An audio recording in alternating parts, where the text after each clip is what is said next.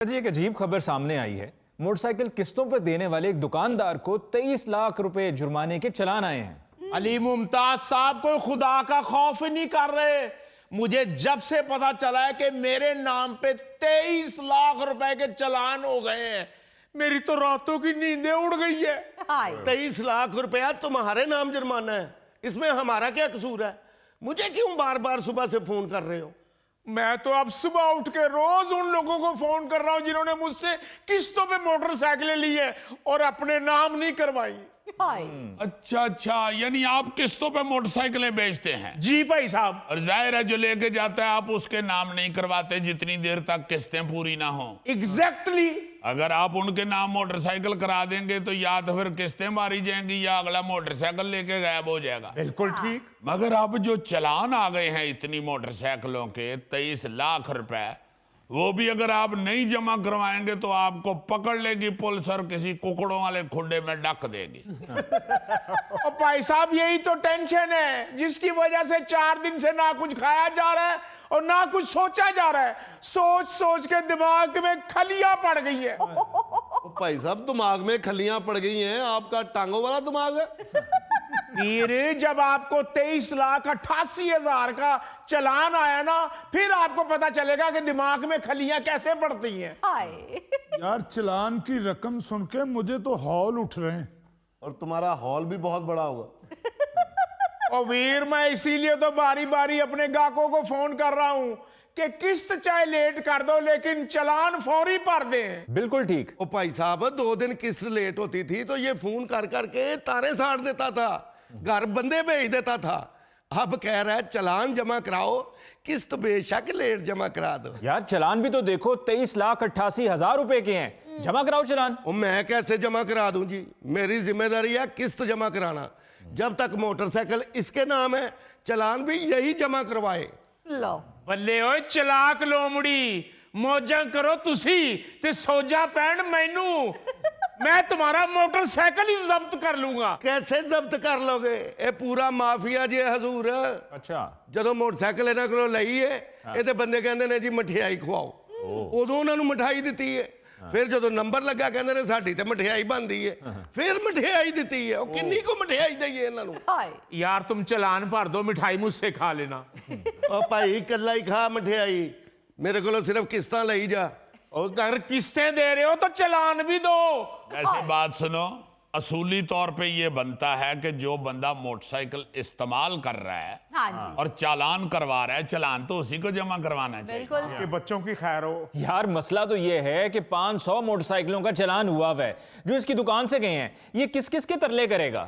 आपको नहीं पता सर जी, किस्तों पे जितनी महंगी इसने मोटरसाइकिल मुझे दी हुई है, अगर नगद लें तो 2 मोटरसाइकिलें आ जाती हैं।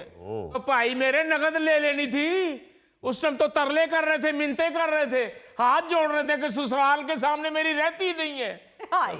ठीक है जनाब, उस टाइम मेरी मजबूरी सी, लेकिन तुसी भी तो मजबूरी का पूरा फायदा चुके हैं। यार इस वक्त मसला महंगी मोटरसाइकिल है या चालान भरना है? तुमने जरूरत थी, तुमने तो क्यों लिया अपने महंगी मोटरसाइकिल? उसका तो ये कारोबार है। 15 साल से मैं ये कारोबार कर रहा हूं और मार्केट में मेरा एक नाम है। अरे वाह, टांग पे टांग रखी है। तो मुझे याद आया इस तरह का हाफ चरगा लक्ष्मी चौक से मिलता है। ऐसे अब देखें जरा, बात ये है कि 15 साल से उनका ये काम है, मार्केट में नाम है। वो तो हो गई ना गल। अब मैं काम की बात कर रहा हूँ कि आपका ये काम है माशाल्लाह। अब अगर 500 बंदा अपना चालान नहीं अदा करेगा तो इनका तो शनाख्ती कार्ड ब्लॉक हो जाएगा। हो जाए ब्लॉक, छोटे से तो हैं, इनको क्या जरूरत पड़ती होगी शनाख्ती कार्ड की? गोगा जी क्या फजूल बात कर रहे हैं आप? इस बेचारे के नाम पर 500 मोटरसाइकिल रजिस्टर्ड हैं और उन 500 मोटरसाइकिलों पे 2071 चालान भिजवाए जा चुके हैं।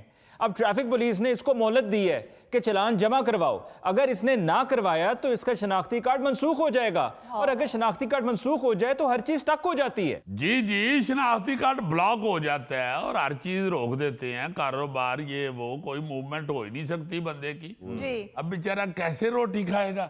आपको डांस नहीं आता? क्या बात कर रहे हैं? मार्केट में मेरा एक नाम है। डांस मार्केट में? भाई मोटरसाइकिल मार्केट में मैं आपको डांसर लगता हूं? जी तो यार चलान जमा करवाओ, क्या उस बेचारे को मजीद मुसीबत में फंसा रहे हो?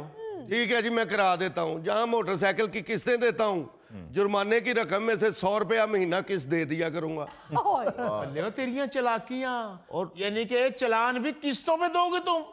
वो 500 मोटरसाइकिल से 40-50 लाख इसने कमाया भी तो होगा। 23 लाख देते हुए मौत पड़ती है। वो करा दो चलान जमा भाई, करा दो। मार्केट में एक आपका नाम है, क्या नाम है आपका? वो इसी का नाम है जी, हम क्या बेनाम फिर रहे हैं? यार बात सुनो, एमे फजूल ना लड़ाई डालो। देखो मोटरसाइकिल तुम चला रहे हो ना, जी जो बंदा मोटरसाइकिल चला रहा है उसने वायलेशन की है ना। हाँ जी। वो किस्तें लेते हुए तो बेचारा नहीं ना कोई बेकानूनी काम कर रहा। गैर कानूनी काम तो वो बंदा कर रहा है जो मोटरसाइकिल चला रहा है, इसलिए चालान हो रहा है। तो मैं चालान जमा कर ऊंची ऊंची रोन लग पे। देखें भाई साहब, शक्ल से तो आप सियाने हैं, वैसे मुझे नहीं पता। अब कोई दोस्त मोटरसाइकिल मांग के ले जाता है, वो 6 चलान कराता है, तो मैं उसके पीछे पड़ जाऊं कि मुझे चलान दो? यार क्या फजूल बात कर रहे हो भाई।